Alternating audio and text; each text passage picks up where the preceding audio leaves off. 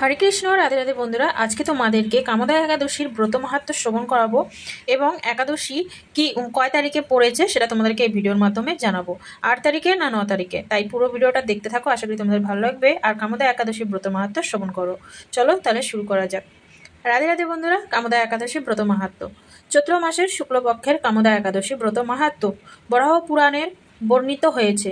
মহারাজ যুধিষ্ঠির বললেন, হে বাসুদেব, আপনি কৃপা করে আমার কাছে চৈত্র মাসের শুক্লপক্ষের একাদশীর মহিমা কীর্তন করুন।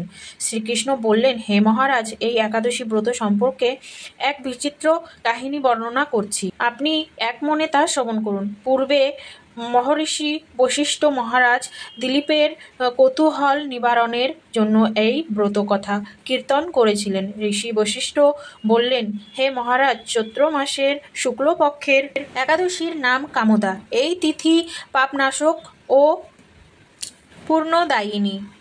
পূর্বকালে মনোরম নাগপুরে স্বর্ণনির্মিত গৃহে বিশ্বধর নাগেরা বাস করত।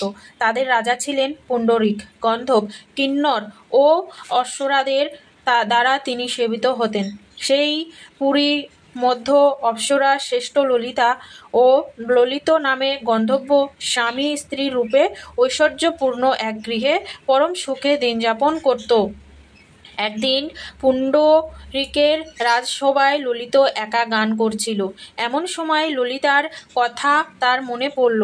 ফলে সঙ্গীতের স্বর, লয়, তাল, মানের বিপর্যয় ঘটল।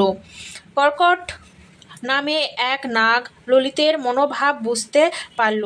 গানের ছন্দ ভঙ্গের ব্যাপারটি সে পুণ্ডরিক রাজার কাছে জানালো। তা শুনে সর্পরাজ ক্রোধ ভরে কামাতুর ললিতকে, রে দুর্মৃত, তুমি রাক্ষস হও বলে অভিশাপ দান করল। সঙ্গে সঙ্গে সেই ললিত ভয়ঙ্কর রাক্ষস মূর্তি ধারণ করল।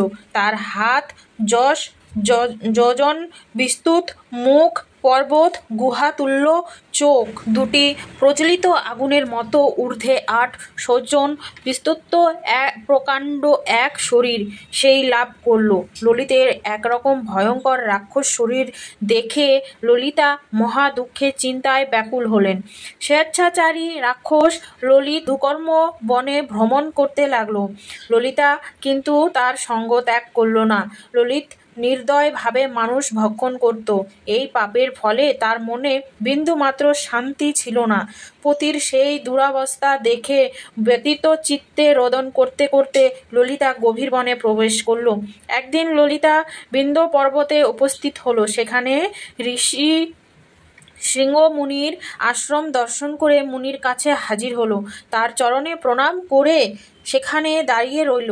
মুনিবর জিজ্ঞাসা করলেন, হে সুন্দরী, তুমি কে, কার কন্যা, কি কারণেই বা এই গভীর বনে এসেছ, তা সত্য করে বলো। তদুত্তরে ললিতা বলল, হে প্রভু, আমি বীরধন্যা গন্ধর্বের কন্যা। আমার নাম ললিতা। আমার পতির পিশাচত্ব দূর হয় এমন কোনো উপায় জানবার জন্য এখানে এসেছি। তখন ঋষি বললেন, চৈত্র মাসের শুক্লপক্ষের কামদা নামে যে একাদশী আছে, তুমি সেই ব্রত যথাবিধি পালন করো। এই ব্রতের পূর্ণফল তোমার স্বামীকে অর্পণ করলে তৎক্ষণাৎ তার সমস্ত পাপ নষ্ট হবে। বশিষ্ঠ ঋষি বললেন, হে মহারাজ দিলীপ, মুনির কথা শুনে ললিতা আনন্দ সহকারে কামদা একাদশী পালন করল। তারপর ব্রাহ্মণ ও বাসুদেবের সামনে পতির উদ্ধারের জন্য আমি যে কামদা একাদশী ব্রত পালন করেছি তার সমস্ত ফল আমার পতির উদ্দেশ্যে অর্পণ করলাম। এই পূর্ণর প্রভাবে তার পিশাচত্ব দূর হোক। এই কথা উচ্চারণ মাত্র ললিত শাপমুক্ত হয়ে দিব্য দেহ প্রাপ্ত হলো। পূর্ণনায় গন্ধর্ব দেহ লাভ করে ললিতার সাথে সে মিলিত হলো। তারা বিমানে করে গন্ধর্বলোকে গমন করল।